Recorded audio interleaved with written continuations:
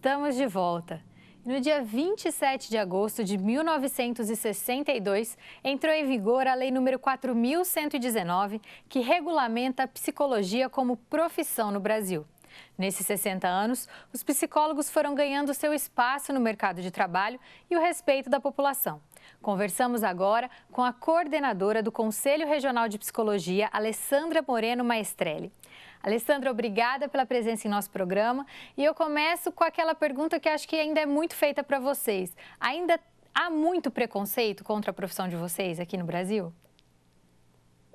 Boa tarde, foi um prazer muito grande falar com você. É importante, né, esse espaço também para... nós nunca vamos conseguir corrigir, né, os erros e os débitos que a psicologia, inclusive, tem com os trabalhadores e trabalhadoras. Tem muito preconceito contra a psicologia e dentro da psicologia há muito preconceito também com a população que ela deveria atender, acolher, cuidar, ouvir e escutar. Infelizmente, é um problema na formação, mas mais ainda é uma questão de análise de conjuntura, né? Essa política necrófila, né, que nós estamos vivendo ultimamente, o fascismo, sem perceber, isso também entra na gente, entra nos nossos discursos, entra na nossa casa. Nós também ficamos violentos e intolerantes com as pessoas. Então, esse é um cuidado que eu peço para todo cidadão e cidadã. Tenha cuidado com o que você fala e com o que você reproduz, porque você pode estar sendo porta-voz de coisas que você não concorda e que você não faz ideia de quais serão as consequências, né, que trarão. A violência é sempre muito perigosa. E ao longo desses 60 anos, como foi se desenvolvendo a profissão do psicólogo? Porque vocês atuam em diferentes frentes, né? Sim, e cada vez mais, né? As especialidades estão aumentando, as pessoas estão ocupando espaços, né? Estão produzindo espaços novos, inclusive, né? Porque temos mudanças, felizmente, muita coisa saiu do CID, muita coisa saiu, por exemplo, a homossexualidade, que hoje é um tema importante, que tem variações, né? Tem uma série de sexualidades fluidas, interessantes, e são pessoas, né? A gente fica tentando categorizar, mas nós estamos falando de gente. E são corpos políticos, né? São pessoas que servem a outros fins, infelizmente. Então, nós temos uma política mal cuidada e também pessoas mal cuidadas, descuidadas, né?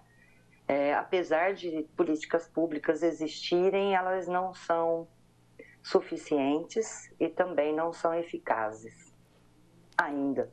E além da questão das terapias, do atendimento individual, o psicólogo ele também atua em empresas, né? Ele atua em outros setores da economia.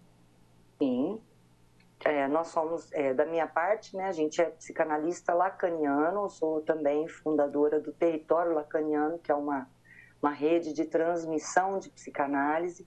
Nós temos analistas institucionais, pessoas que estão regulamentadas como profissionais de RH, né, do trabalho, que fazem recrutamento, seleção, mas temos atuações em hospitais, em universidades, né, em escolas, em uma série de outros lugares, que nós fomos sentindo que dava para entrar, né, que nós éramos bem-vindos de algum modo ou que a gente tinha alguma coisa para contribuir.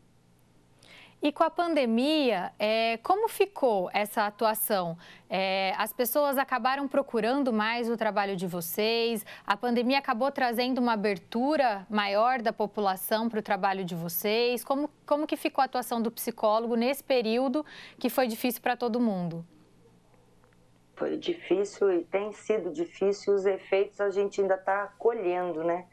Nós ainda estamos estudando os efeitos da pandemia, que eles são muitos. E eu vejo que com isso foi o pior que aconteceu, né, na nossa opinião, é o fato de terem surgido novas patologias, né? As pessoas têm uma necessidade de patologizar e medicalizar até o luto, né? Nós somos um país em luto, somos um país em luta e estamos em guerra, né, contra o genocídio, o fascismo. Então eu vejo que são uma perda, né, que nós acabamos, que eu sinto e que minha comunidade sente, é a perda da teorização.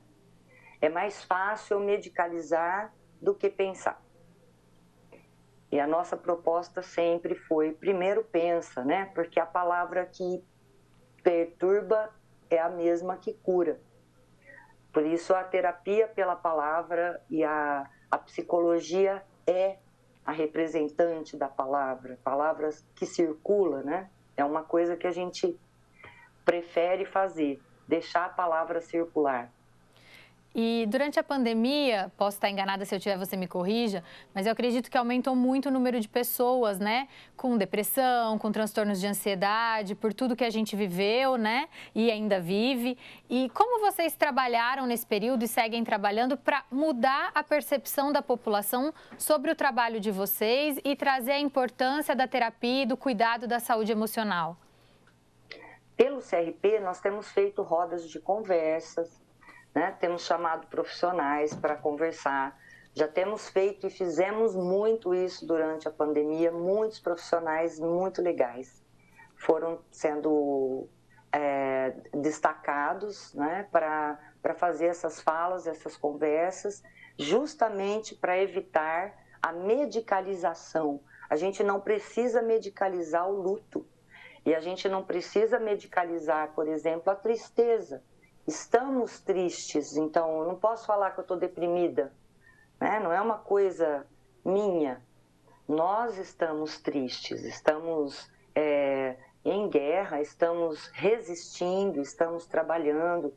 Então, muitos profissionais têm feito muitos trabalhos legais, importantes, potentes, e o CRP em Rio Preto tem feito ações muito legais e nós não sabemos ainda se nós vamos conseguir mudar essa imagem, mas nós estamos tentando.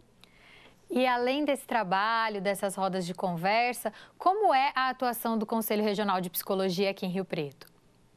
Então, aqui nós temos uma base forte, né? Pessoas que estão também na gestão, tem a Janaína, né, que é da assistência, a Thalita, que é uma pessoa, que é uma conselheira, né? Nós somos da comissão gestora, temos o Randolfo, que é uma criatura fantástica, que é professor na FAMERP. Então temos gente assim, a Karina Casseb, que também está no CAPS, né, que é da saúde, e agora entrou Renata Galli, né, que também vem somar. Então tem muita gente potente, o Ricardo Gazola, que trabalha no IMES Catanduva. Então são pessoas que, de todo jeito que podem, né, e mais um pouco, operam com os cuidados com o dia a dia. Nós estamos entregando carteirinhas, né, porque as psicólogas continuam, felizmente, continuam se inscrevendo no conselho, continuam sabendo da importância, né, de ter um conselho de categoria, o quanto o conselho ampara, né, os profissionais, as profissionais, para orientações, né, porque nós somos destacados para tudo. Nós estamos fazendo serviço de delegado, de advogado, de tudo que é, né, porque precisa de um laudo, precisa de um isso, precisa daquilo. E como é que nós vamos fazer de fato o nosso trabalho sem ferir a ética, né? O nosso código de ética é muito legal, interessante, mas ele é muito fácil também de ser quebrado, né? Principalmente diante de imposições, né, de trabalhos, pessoas que estão em trabalhos perigosos, né, de situação de rua, né, o centro pop, as comunidades de centro terapêuticos, né? Então são pessoas que você sabe, a gente tem problemas com empregos, né? Então a pessoa trabalha lá, ela é obrigada a fazer o que o patrão manda. Então o patrão pediu o laudo, a pessoa acha que precisa dar, né? Nós temos dentro do conselho a gente faz orientação, fiscalização, né? Mas principalmente a orientação. Então nós somos destacados para as fiscalizações e nas fiscalizações nós fazemos mais orientação do que porque o conselho não é punitivo, né? O conselho é orientativo. Então é importante destacar essa diferença, né? A gente não vai lá para prender o psicólogo, né? A gente vai lá explicar. E você comentou que vocês têm trabalhado, né, para minimizar esse preconceito que ainda existe com a profissão de vocês e com a questão da terapia, do cuidado com a saúde mental e emocional, né? E eu queria saber quais são as perspectivas que vocês veem para os próximos anos na profissão de vocês. Eu vejo que é uma coisa que não vai parar nunca, né? Nós vamos precisar sempre ter alguém cuidando de gente, né? Acho que a psicologia é uma profissão importante porque ela é uma ciência que se dedica ao estudo da pessoa humana, né? Então, todo mundo que lida com gente, todas as áreas, precisam ter um pouco de noção, né, da psicologia, ter quem é esse sujeito, né? Temos que entender quem é esse sujeito, porque senão nem o veterinário trabalha, né? Porque ele tem que lidar com o dono do bicho, né? Que também é pessoa. Então a gente tem uma perspectiva boa de futuro na profissão, embora não tenhamos muitas perspectivas boas de futuro para o país, né?